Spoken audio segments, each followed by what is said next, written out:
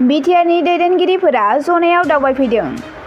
धेमाजि जिल्ला बाहेर जनाय ओनसोलनि माखासे गामि दैबानाजों न' बां खहा जानायखौ दिनै बिटिआरनि लेङाइ गाहाय मावफुंगिरि सोद्रोमा गबिन्द बसुमतारी बिथांजों लोगोसे बुंथिगिरि खाथिराम बर' इएम रेवरेवा नार्जारी बिथांमोना नायगिदिंफैदों। लोगोसे जोंनि खौरांगिरि गौतम बसुमतारीनि हेफाजाबजों मिथिना लानि।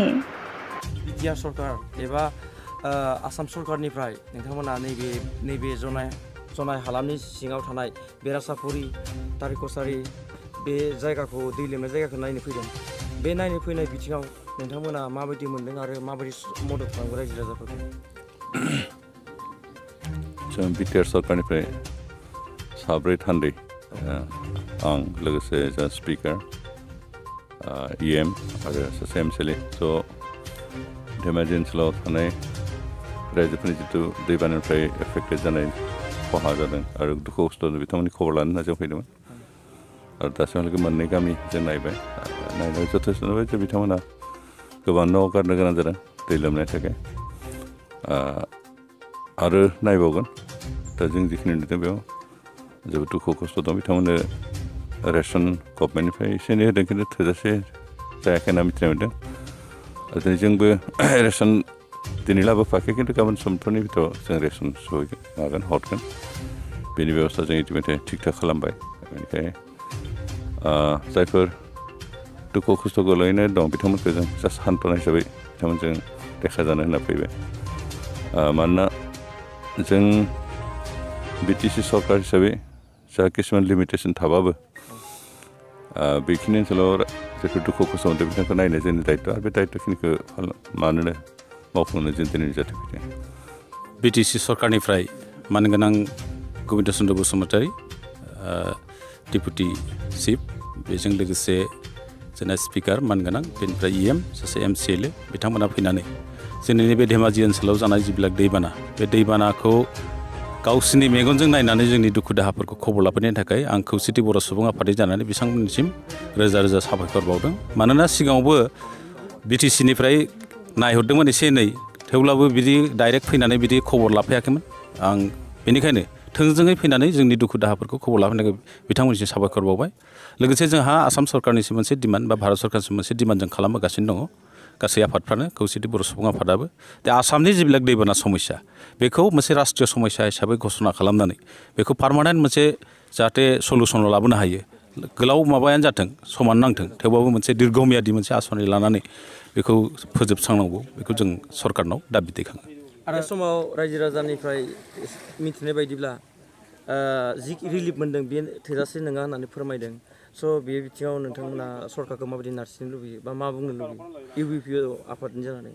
जों खौसेथि बर' सुबुं आफाद इउबिपि जानानै सरकारनिसिम दाबि दैखांगासिनो दं। जेब्ला माबा जादों दैबानाफोर जादों हा खुरखानायफोर जादों बेखौ थाबैनो हमथानायजों लोगोसे बेयाव दुखु मोननानै थानाय मानसिफोरखौ रिलिफखौ थोजासे होनांगौ आरो बेबि फुड आरो जिथु माबा दङ जा माबा होनना बुङो हिन्जावसाफोरनो नेपकिन्स होनाय बायदिसिना बेबस्था दा सोफादों गोदानै बेफोरखौबो पर्याप्त परिमाणे होनांगौ आरो होबाय थानांगौ। आरो जिहेतु दा बे माखासे थोदेरि माबाखौ जे बिटिसि सरकारा होगोन होननानै दानिसो मानगोनां डिपुटि चिफआ बुंबाय बेनि थाखाय आं बिथांखौ बरायदों।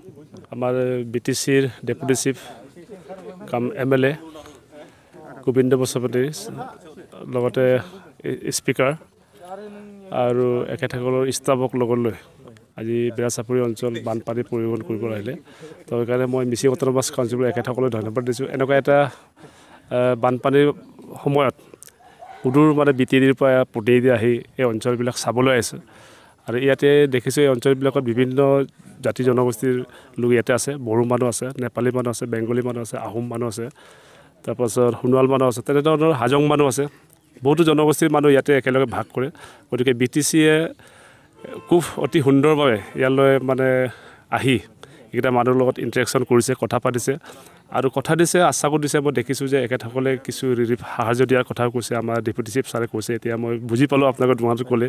গতিকে মই মিচিং অট'নমাছ কাউন্সিলৰ পৰা মই ধন্যবাদ দিছোঁ। এনেকুৱা আমাৰ অঞ্চলত যিহেতু এতিয়া মুৰ্কংচেলে 2 নম্বৰ মুৰ্কংচেলৰ সমষ্টিৰ মিচিং অট'নমাছ কাউন্সিল মোৰে পৰিষদীয় সমষ্টি। গতিকে মই ব্যক্তিগত আকৌ আন্তৰিক অভিনন্দন জনাইছোঁ যে এখেতসকলে এই সময়ত এই বানপানীৰ সময়তো এখেতসকলে এই অঞ্চল চাই গৈছে গতিকে মই ধন্যবাদ দিব লাগিব আশা কৰিছে আৰু ৰাইজেও যথেষ্ট সঁহাৰি দিছে এখেতসকলে অহাৰ কাৰণে ৰাইজে সঁহাৰি দিছে ৰাইজে ভাল পাইছে গতিকে ৰাইজে ভাল পোৱা কাম কৰিলে BTC জীয়াই থাকিব কৈছোঁ মই ইয়াৰ পাকো শুভেচ্ছা আৰু BTCক ধন্যবাদ দি আছোঁ শুভেচ্ছা আছোঁ এনেকুৱা আৰু যেনে বানপানী অঞ্চল যিমান আছে আমাৰ অঞ্চলবিলাক যিহেকৈ ট্ৰাইবেল এৰিয়াবিলাকত বহুত নদীৰ ওচৰত গাঁওবিলাক থাকে আৰু নদী কাষৰীয়া গালে ট্ৰাইবেল মানুহ পাবই তাত মিচিং মানুহ পাব বড়ো মানুহ আৰু তেনেকুৱা ধৰণৰ আমাৰ জনগোষ্ঠীৰ মানুহ থাকে তো এই অঞ্চলত আমি যিমান পাৰোঁ মই মিচিং অট'নমাছ কাউন্সিলৰ পৰা আমি ৰিলিফ দিয়াৰ কাৰণে আমি ব্যৱস্থা কৰিছোঁ মানুহক সাহায্য দিবৰ কাৰণে চিন্তা চৰ্চা কৰিছোঁ যিহেতু মিচিং অট'নমাছ কাউন্সিলৰ DSR ডিপাৰ্টমেণ্টটো নাই হ'লে আমি যিখিনি পাৰোঁ আমি দিয়াৰ কাৰণে চিন্তা চৰ্চা কৰোঁ গতিকে BTCৰ পৰা সুদূৰ BTCৰ পৰা আহি এনেকুৱা এটা মহান কাম কৰি যে মানুহক সহায় কৰিবৰ কাৰণে মই পুনৰ ধন্যবাদ জনাইছোঁ मोनसे गोजोनथाव खौरां गोजोननि नोगोर क'क्राझाराव थानाय बाजार इन्डिया आरो